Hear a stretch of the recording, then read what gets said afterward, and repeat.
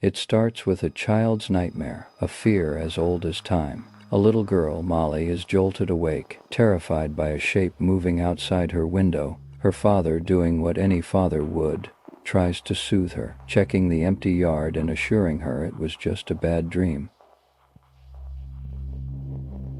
Just moments later, that same father is grabbing his daughter and running for their lives. The town is violently thrown into chaos. An explosion at the local power plant plunges everything into darkness and confusion. For Sheriff Eddie Morales, it is the start of the longest and last night of his life.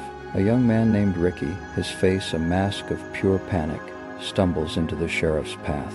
He and his friends were at the school when something attacked them out of the shadows. The situation deteriorates with terrifying speed. People are dying in brutal, inexplicable ways. A small, dazed group of survivors begins to gather, their faces etched with disbelief and horror.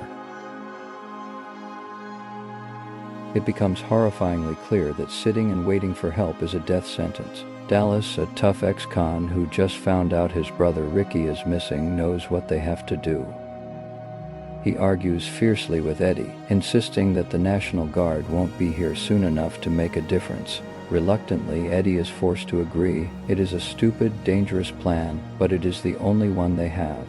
They break into a local gun store, arming themselves for a war against an enemy they can't even comprehend. Just as they're loading up, the cavalry seems to arrive. The National Guard rolls into town. For one brief, shining moment, there is a flicker of hope, but it is extinguished almost immediately in a storm of violence. The soldiers, with all their training and military-grade weapons, are systematically and brutally wiped out.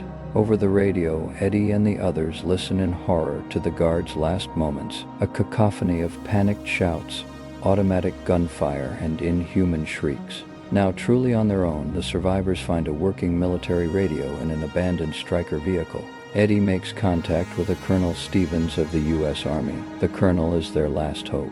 He informs them that all ground routes out of town have been compromised, but he offers a way out, an emergency airlift from Gilliam Circle, right in the center of town in 30 minutes. It sounds too good to be true because it is. Kelly, a former soldier now fighting only to protect her daughter Molly, immediately senses that it is a trap.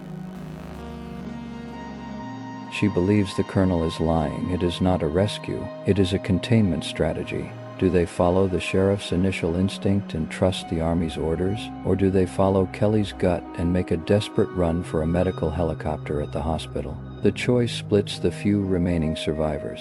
Some, desperate for any official promise of safety, decide to head for the airlift. But Dallas, Kelly, Molly, and eventually the sheriff himself make a different choice. They pile into the salvaged armored vehicle and race towards the hospital. But if she is right, the others are walking straight into their graves. The hospital is a new level of hell. It's eerily quiet. Too quiet. They put on night vision goggles, and the green, grainy glow reveals a horrifying scene. The place has become a nest. Aliens crawl on the ceilings and slither through the darkened halls. The true horror reveals itself inside the maternity ward. A new, more terrifying monster, a hybrid of alien and predator, is using pregnant women as living incubators. There, they find Darcy, the woman from the diner, in her final, agonizing moments. As they watch in horror, the creature bursts from her stomach. The escape becomes a running gunfight, an absolute battle for survival. Their only goal is the roof, where the medevac helicopter awaits. As they finally burst out into the rain-soaked night air, the helicopter is there. But they are not alone. The Predalien hybrid, the alpha monster of this hunt, stands between them and their escape.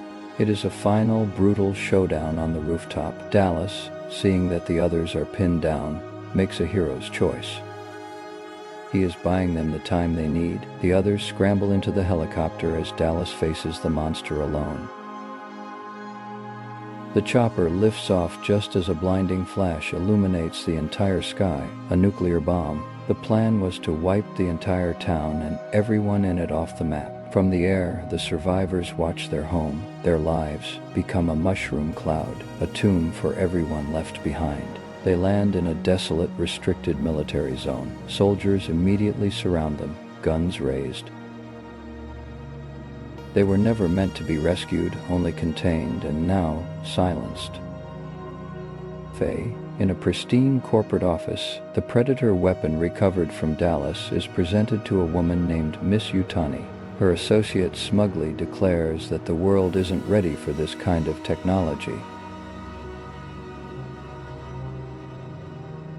The game has just been elevated to a terrifying new level.